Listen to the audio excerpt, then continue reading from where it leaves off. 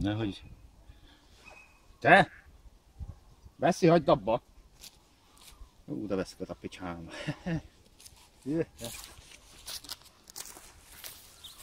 Na, jaj! Itt lehet, hogy nagyon messze vagyok, nem? Mindjárt elmondom, hogy mi fog itt történni. Meg azt is, hogy mi nem. De nem a fűrészelés lesz, vagy na, tanuljak meg beszélni. Nem a fakitermelésen meg a fűrészelésen lesz most a hangsúly, hanem egész más dologról fogok beszélni.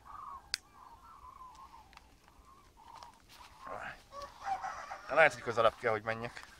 Mert szerintem így nagyon messze vagyok. Na, nézzük. Szerintetek kibír, ha ráülök? Jaj, ott egy kóborkutya. 2. Nem mentek haza. Fenn egyek ki azt a csavargó fejeteket. Akkor ezt ugassa az én kutyám mindig. Vagy róka? Nem. Ott egy harmadik fekete. Mennyi kutya van? Vagy mi az? Mi a picsó az?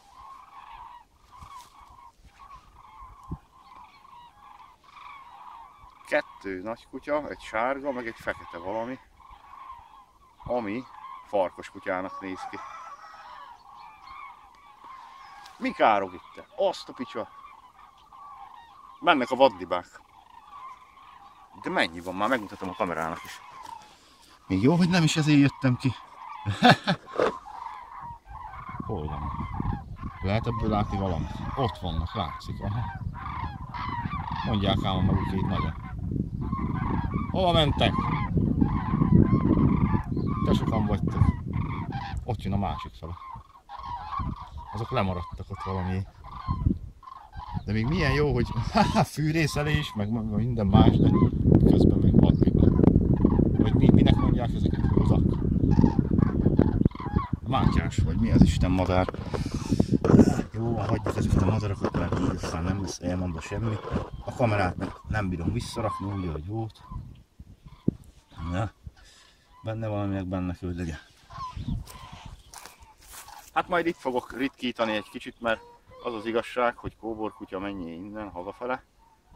Az az igazság, hogy ez nekem már így zavarta a szememet ez a susnya egy ideje. Azt, mit tudom én, ilyen fel akarom őket nyesni, mert nem mindet fogom kivágni, mert dehogy is vágom ki mindet, hanem fel fogom nyesni, meg ritkítani fogok rajta, hogy mit tudom én, ahol 2 van, ott az erősebbiket meghagyom, akkor ugye az ágait felmetszem a láncfűrésszel, amennyire csak bírom, hogy inkább megmagosodjon a fa, érted? Ne az, hogy ilyen tömzsi szar legyen, meg ilyen dzsumbúj, hanem átláthatóbb is, meg ugye jobban tud nőni. Na de nem is erről akartam beszélni, hanem arról, hogy rá kell, hogy üljek a fűrészre. Jaj, öreg derekam, de fáj. Láttam a Youtube-on egy videót, Jimbo és Jim címen, egy idős házaspár. Hát szerintem elég erősen grizzly medvéket nevelnek, tartanak, nem tudom, hogy ez milyen rezervátumnak minősíthető-e, vagy akármi, de amit ott láttam, az förtelmes volt, meg elég megdöbbentő.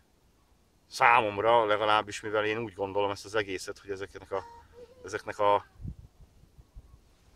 mi?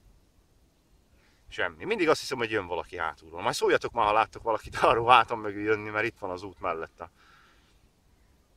Aztán az a helyzet, hogy én ezt nem tartom olyan túl jó ötletnek, hogy ilyen medvékkel, meg ekkora testű vadjószágokkal, érted, csak úgy összebújni, meg nem tudom, amit ott művelnek. Hát akit érdekel, az írja be a Youtube-ba, hogy Jim és Jimbo, és ott meg lehet nézni, hogy ez az idősebb házaspár, hát nem idősek ezek annyira azért, hogy mit művelnek azokkal a grizzly medvékkel. Hát elég veszélyes az a helyzet. És soha nem értettem, hogy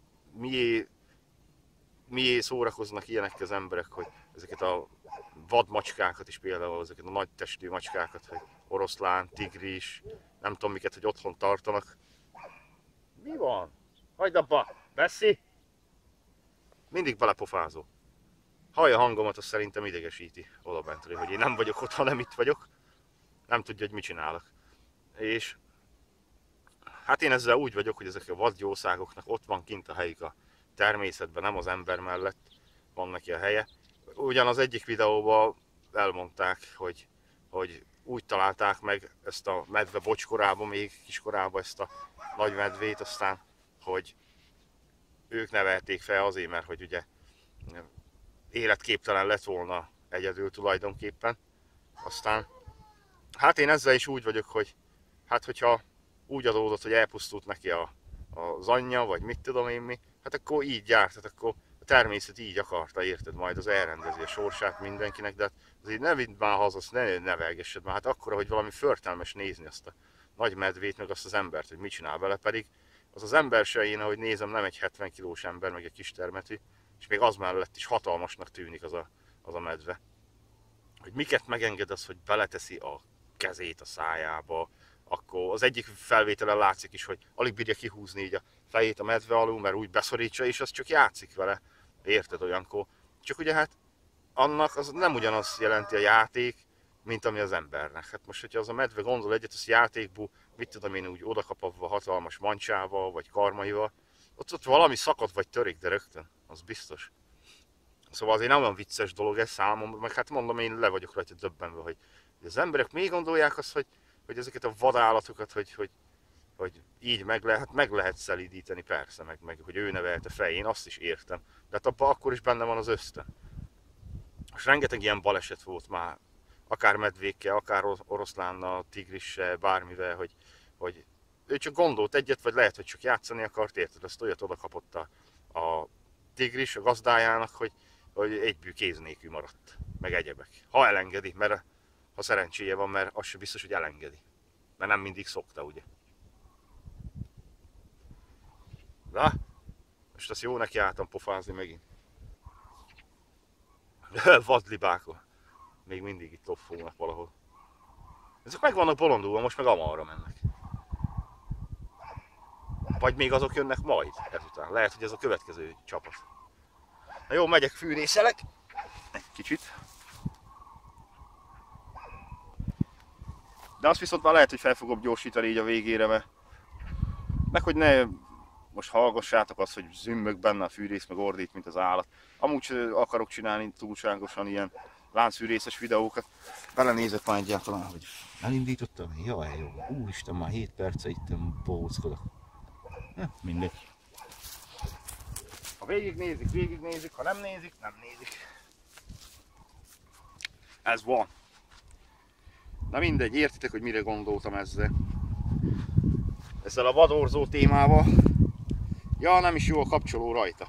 Úgy szoktam elindítani, hogy nem, leállítani úgy szoktam, hogy most állandóan gyújtásom van. Elbaszódott neki a kapcsolója, azt nem volt kedvem szétszerelgetni, meg minden, így is jó. Üzemel. De úgy szoktam leállítani, hogy ráhúzom a szivatót, az kész, leáll. Ennyi. Na. Ó, már öffen is. Mi? Jaj, basszus! Hát a vezetőt meg se húztam. De hülye vagyok. Igen, mert én mindig úgy szoktam lerakni, hogy meglazítom a láncot. És akkor úgy rakom le. De hát most meg nem akartam meghúzni rajta. Az még szép lett volna így neki állatfát vágni. De jó, hogy kihoztam, de hát laza is a csavar is. De jó, hogy kihoztam a pipa kulcsot magammal. Egyébként mindig úgy szoktam kimenni erdőbe fűrészre, hogy mindenféle javítószerszám ott legyen. Mert sose tudni, hogy mikor mit történik. Na, szemüvegben nem látok, pedig lehet, hogy pont abba kéne tudni látni. Anyádkor!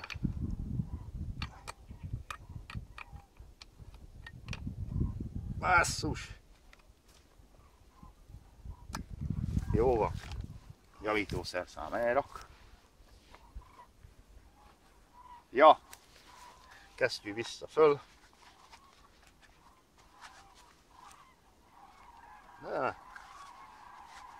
Össze-vissza mennek.